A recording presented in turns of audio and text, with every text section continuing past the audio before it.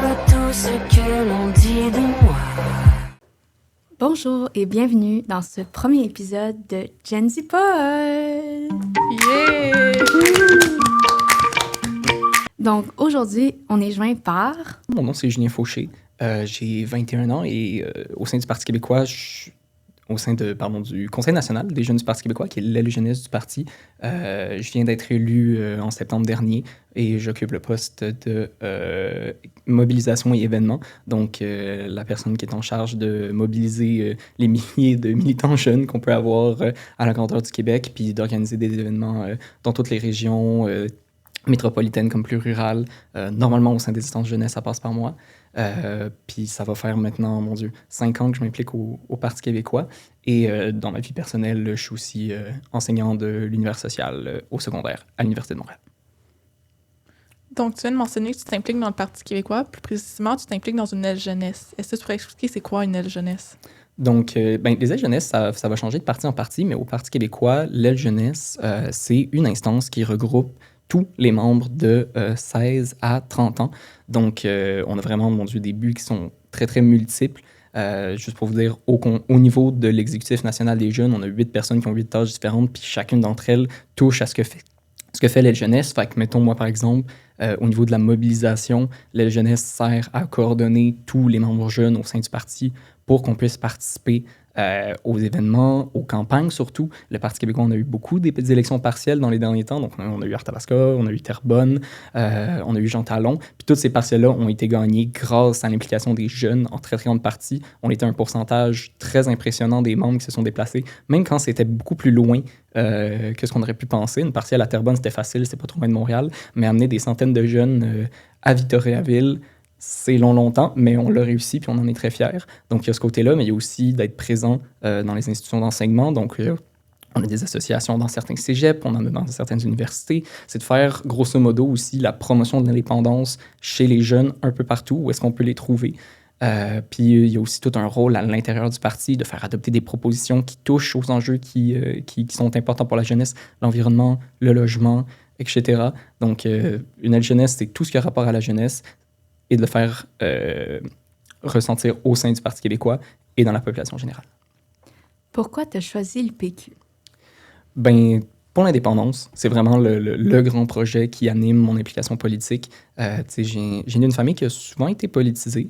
En fait, qui a toujours été politisée. Depuis que je suis tout jeune, on m'a jamais caché que dans le monde, il y avait des problèmes, qu'il y avait des enjeux sociaux, puis que c'était important de les régler. Puis en fait, mon implication puis mon désir de s'impliquer, c'est arrivé quand j'avais 15 ans, 16 ans, en 2018-2019. Je veux dire, vous vous en souvenez comme moi, il y avait les manifestations pour l'environnement.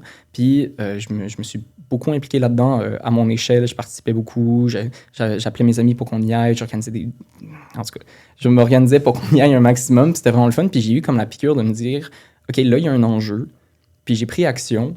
Puis je peux potentiellement faire changer les choses. Parce que quand il y avait eu 500 000 personnes, la CAQ, finalement, elle avait reculé, puis elle avait mis en place un plan environnemental. Puis bon, la pandémie est arrivée, tout ça a malheureusement pris le drain.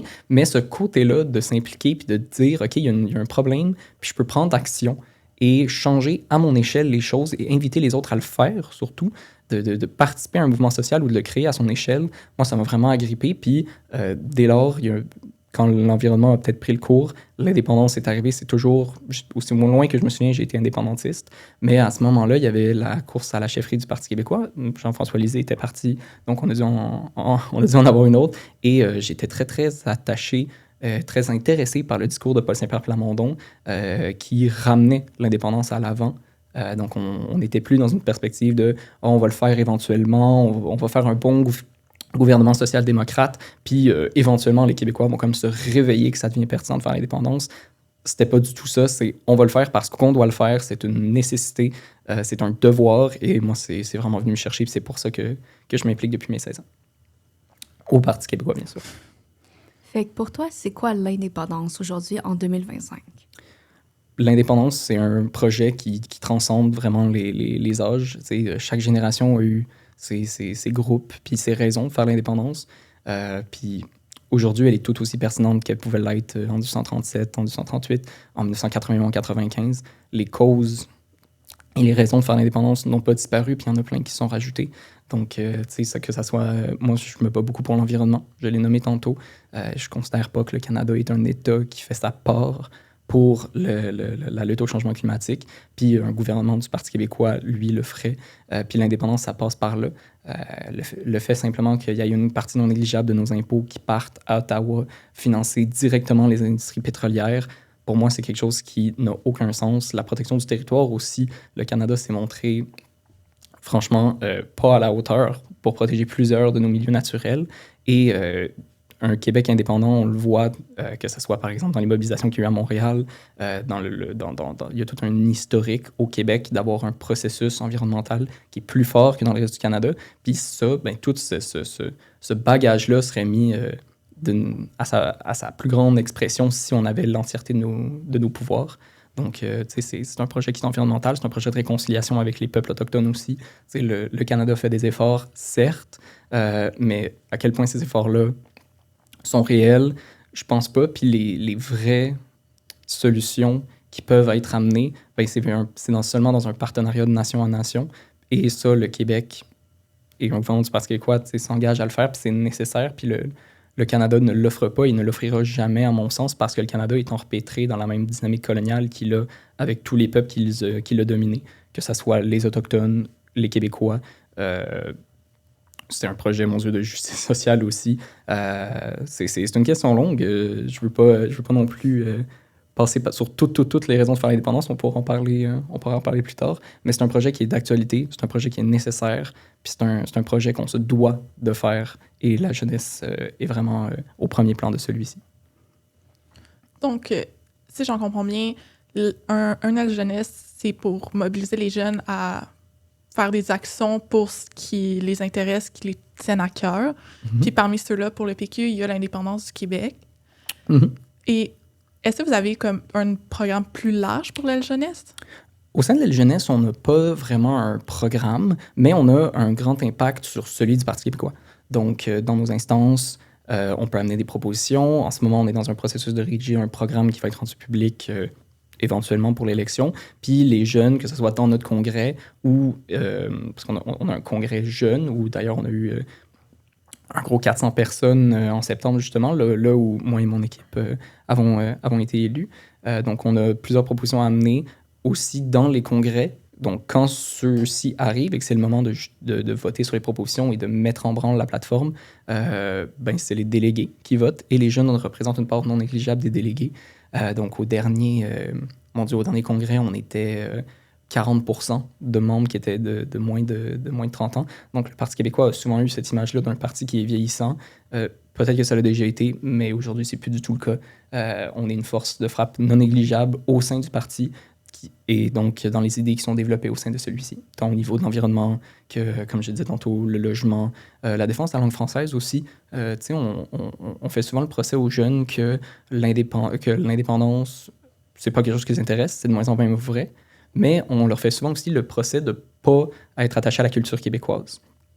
C'est pas quelque chose qu'on observe chez les jeunes du Parti québécois. Il y a un attachement à cette culture-là. Puis il y a un désir de la promouvoir, puis de mettre en place des cadres législatifs qui permettent que cette culture-là rayonne. Puis c'est quelque chose qui est très, très pertinent pour nous, puis qui émane de nos démarches. Par curiosité, vous êtes combien dans votre aile jeunesse? Mon Dieu, je pourrais pas dire le chiffre exact.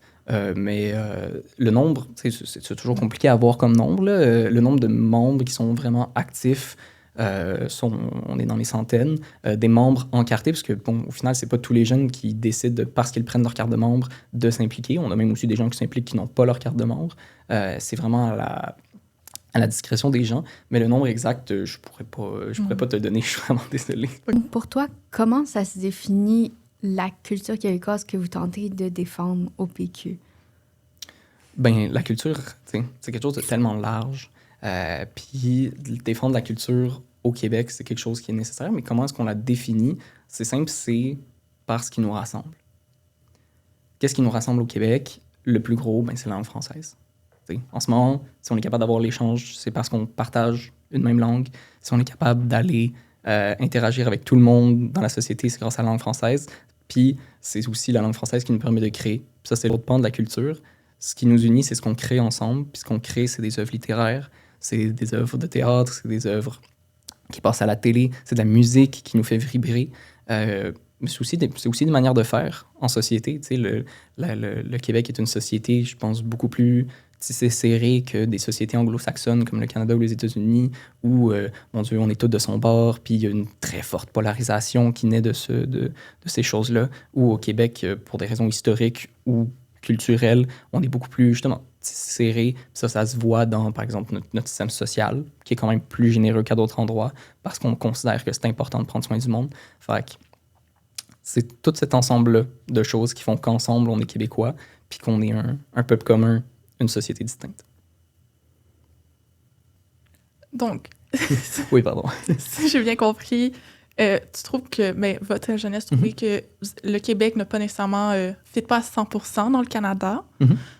Est-ce que tu crois qu'il y aurait une représentation médiatique?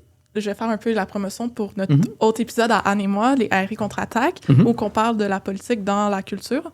Est-ce que tu crois qu'il y a une représentation culturelle, un film, une série télé qui représente bien le Québec à l'international? Complètement. Mais au Québec, mon Dieu, je pense que je les ai nommés, que ce soit Carl Tremblay, les Cowboys fringants qui ont été capables d'être cette voix-là du Québec. Moi, j'ai un très grand faible pour La Petite Vie. J'ai toujours beaucoup aimé comment c'était une émission qui parlait à tout le monde, puis qui représentait la société québécoise d'une manière parfois caricaturale, mais qui avait toujours au final un certain fond de vérité, et une émission qui était capable d'aller toucher des thèmes de société très importants, puis dans un contexte où, c'est un contexte médiatique différent, où aujourd'hui on a un éparpillement des sources médiatiques, tout le monde suit ses propres médias d'une certaine manière, mais quand on avait des médias de masse, ça fonctionnait très bien, puis d'unir tout le monde autour de ces thèmes-là, puis d'en permettre d'en discuter, c'est toutes des œuvres qui nous représentent bien, qui nous ont fait vibrer, puis qui, je l'espère, à l'international, si je devais le montrer à quelqu'un qui vient d'arriver, ce serait le genre de choses que je lui montrerais pour comprendre, ouais. Mais à l'international, quel genre de produit tu penses qu'on devrait mettre en avant? Parce que là, récemment, on voit que les délégations du Québec à l'étranger mettent en avant certains films. Est-ce que tu penses que c'est assez? Est-ce qu'il faudrait faire plus, être plus sélectif? C'est possible. Pour les films qui me sont mis de l'avant, je ne saurais dire c'est lesquels. Je pense que vous avez peut-être un peu plus d'informations que moi par rapport à ça. Mais c'est sûr qu'il faut agir sur les marchés qui nous sont favorables. La France, la Belgique, la francophonie, on a la chance d'avoir cette langue-là qui nous unit et qui nous permet justement d'exporter ces produits-là. Moi, de temps en temps, ça me fait plaisir d'écouter un peu de chansons françaises, que ce soit de la chanson un peu plus vieille, un peu plus récente. C'est un produit culturel comme un autre, mais ça ouvre la voie vers une autre culture qui est justement la culture française. On peut faire la même chose avec la culture québécoise. Puis, ça, c'est important justement. Tu as parlé des missions du Québec. Les missions du Québec peuvent jouer ce rôle-là d'aller amener la culture québécoise à l'international, mais c'est pas mal plus facile à faire quand tu n'as pas juste une délégation, mais tu as une ambassade. C'est pas mal plus facile quand tu es reconnu, parce que sur la carte du monde, tu es capable de pointer puis tu dis « Ah, ça, c'est un État qui existe. Je le vois, c'est reconnu à l'international, t'en parles comme un État, ça a un impact. » C'est plus facile de vendre quand tu es quelque chose qui est reconnu. Fait que l'indépendance, ça nous permettrait là-dedans d'être plus reconnu puis d'exporter plus facilement nos produits culturels, parce que intrinsèquement, en tant que peuple, on existerait à la face du monde, ce qui n'est pas nécessairement le cas de partout. Puis, c'est quelque chose qu'on se doit de faire puis développer. Mais je pense que l'indépendance par rapport à ça serait un produit positif. Mais pour les films en tant que tels, je ne saurais dire. Mais moi, je pense que la musique, surtout, c'est là qu'on a été le plus en capacité de montrer c'est quoi le peuple québécois, c'est par sa musique. Puis ça, ça s'exporte très bien. Surtout dans un contexte aujourd'hui où la musique est très accessible. Question pour notre curiosité personnelle. Est-ce que tu as regardé Bon Cop, Bad Cop 2? Oui. T'en as pensé quoi? Mon Dieu, j'ai beaucoup aimé. C'est un très, très bon film. J'ai préféré le premier. Je dois dire, le premier m'a beaucoup plus satisfait, surtout que, écoute, fait personnel, mon grand-père joue dedans. C'est pas un des acteurs principaux, mais bon, si vous pensez, il y a un policier, celui qui essaie de tirer le corps au début, quand le gars il est sur le pic, c'est mon grand-père. Donc, je l'ai beaucoup, souvent écouté, mais c'est un film très drôle, qui a été très capable d'aller, avec beaucoup de finesse, d'aller explorer la relation entre le Canada et le Québec, de ce que ça représente. qu'on appelle ça les deux solitudes, ou par d'autres termes, ce film-là a été capable de le démontrer. Puis c'était fait avec beaucoup de propos, mais en même temps beaucoup de jokes. Puis c'est un film que je recommande à tout le monde, puis que j'aime énormément.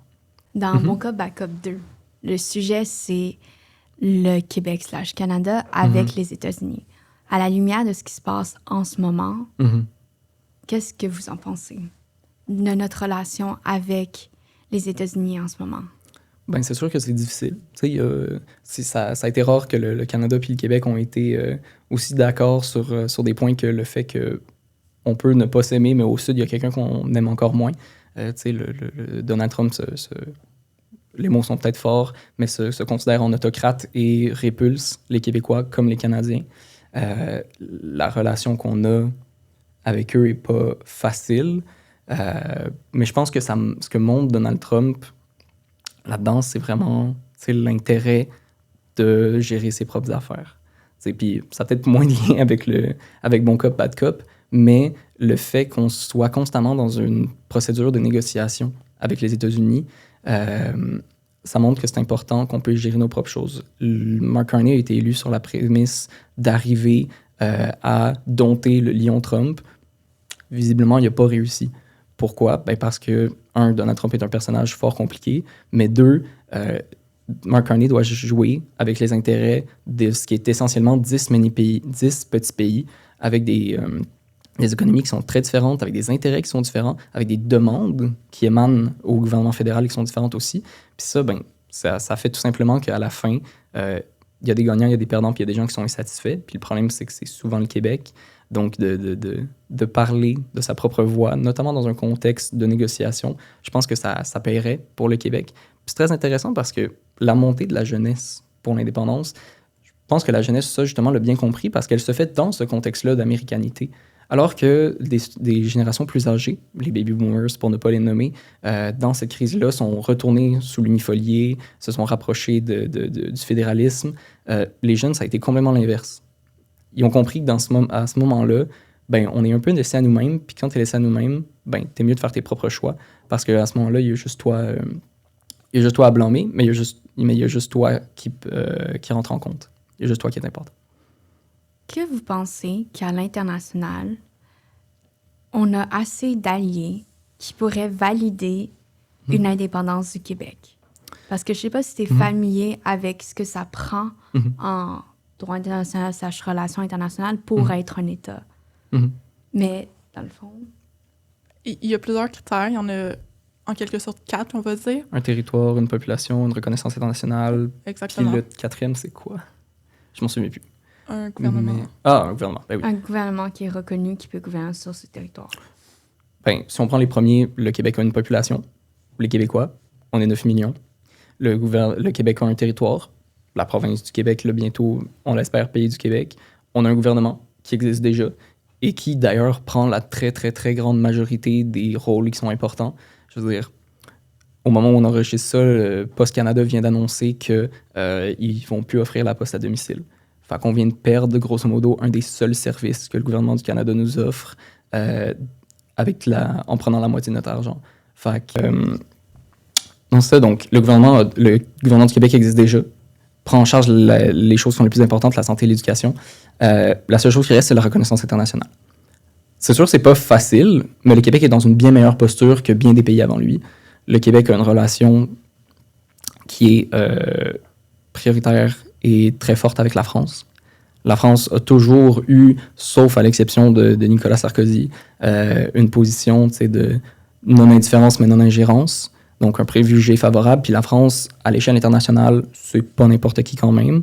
Ils sont au Conseil de sécurité de l'ONU. C'est un pays qui a une grande voix à l'international, puis qui se maintient à travers les âges malgré une multipolarité à l'international. Ça, c'est quelque chose qui est très bon pour l'indépendance du Québec. Donc, ça, c'est au premier plan. On a des alliés en Belgique, en Europe, un peu partout. C'est sûr que ça va prendre, par contre, une diplomatie indépendantiste renouée, comme il y a eu dans les années 70, 80. René Lévesque faisait beaucoup ça, d'aller se promener, d'aller expliquer. Puis Paul Saint-Pierre Plamondon le fait d'une certaine manière. Il est allé en Écosse. Je pense qu'il est allé en Catalogne. Récemment, il était en Alberta. Donc, d'aller parler, d'aller chercher des alliés, c'est quelque chose qu'on se doit de faire et qui, à mon sens, va porter fruit.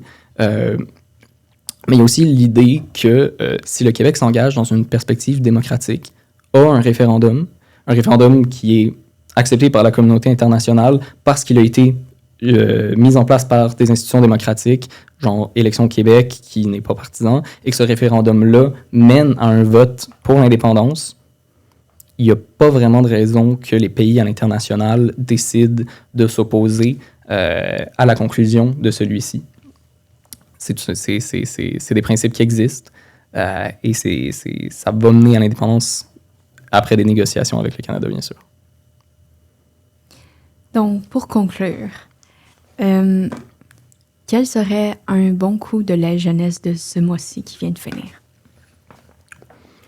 Un bon coup de la jeunesse? Mon Dieu, on a eu un gros mois quand même.